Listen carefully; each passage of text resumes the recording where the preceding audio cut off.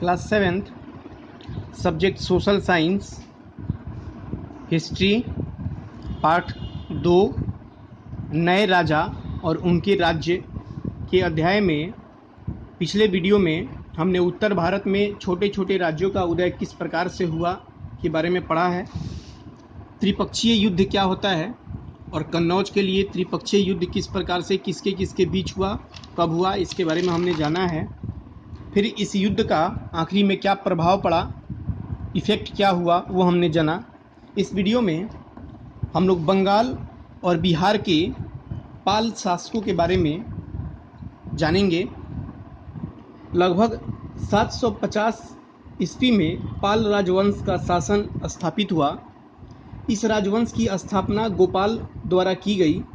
गोपाल का उत्तराधिकारी धर्मपाल बना। उसका कुछ समय के लिए कन्नौज शहर पर भी कब्जा रहा। धर्मपाल का उत्तराधिकारी उसका पुत्र देवपाल बना, जिसने असम और उड़ीसा के कुछ हिस्सों पर अपना आधिपत्य स्थापित कर लिया। पाल शासक धर्म, कला और साहित्य के महान संरक्षक थे। उनके शासनकाल में तिब्बत, नेपाल, भूटान और बर्मा, म्यांमार तक बौद्ध धर्म का प्रचार प्रसार हुआ। पाल शासकों ने अनेक बौद्ध विहारों का निर्माण कराया। पाल शासक धर्मपाल ने नालंदा विश्वविद्यालय का विस्तार किया और विक्रमशिला विश्वविद्यालय की भी स्थापना की। देवपाल ने गया के प्रसिद्ध महाबोधि मंदिर का भी निर्माण करवाया। गुर्जर प्रतिहार। अब बात आती है गुर्जर प्रतिहार कौन थे। इस राजवंश का पहला प्रसिद्ध शासक नागभट्ट था, जिसने 738 ईस्वी में अरबों को हराकर इस राजवंश की स्थापना की। राजा भोज इस वंश का महानतम शासक था।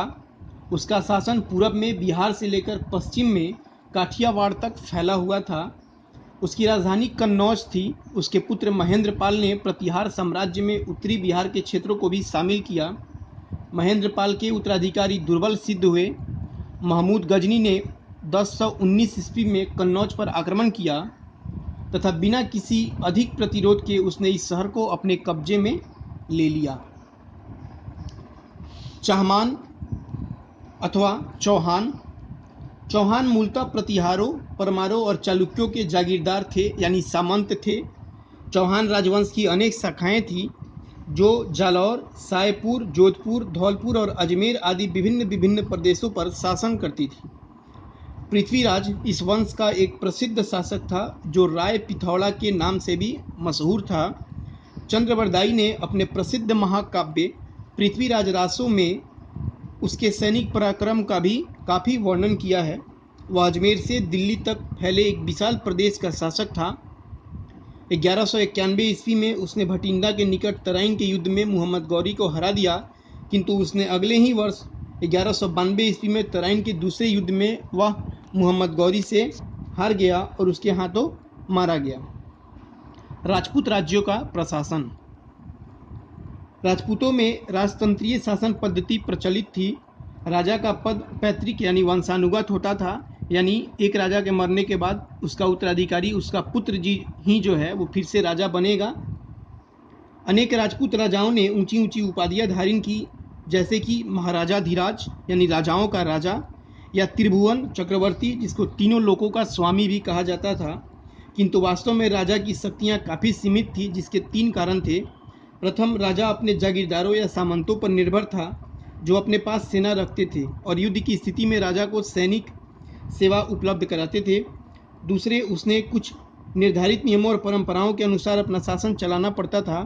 और तीसरा, विद्वान ब्राह्मण तथा किसानों और व्यापारियों के संग राजा को अधिक शक्तिशाली नहीं होने देते थे। राज्य की आय के विभिन्न स्रोत थे, जिसमें पहला था किसानों से प्राप्त लगान। सड़क मार्ग से या नावों और जहाज़ों द्वारा माल की ढुलाई पर कर लिया जाता था, टैक्स लिया जाता था। खानों से निकाले गए खनिज पदार्थ और पशुपालकों व दस्तकारों से प्राप्त कर। लगान प्रायः कुल उपज का 6वां भाग होता था। हमें अन्य करों की दर के विषय में कोई जानकारी उपलब्ध नहीं हो पाती है। राजा द्वारा किए जाने वाले अन्य मद जो है वो विभिन्न स्रोतों से जुटाए गए धन का उपयोग राज परिवार के भरण पोषण तथा मंदिरों और दुर्गों को बनवाने पर किया जाता था। धन का उपयोग युद्ध के लिए भी किया जाता था, क्योंकि राजपूत सदा आपस में लड़ते झगड़ते रहते थे। आमतौर पर हारे हुए राजा की संपत्ति जीते हुए राजा द्वारा लूट ली जाती थी। धन्यवाद।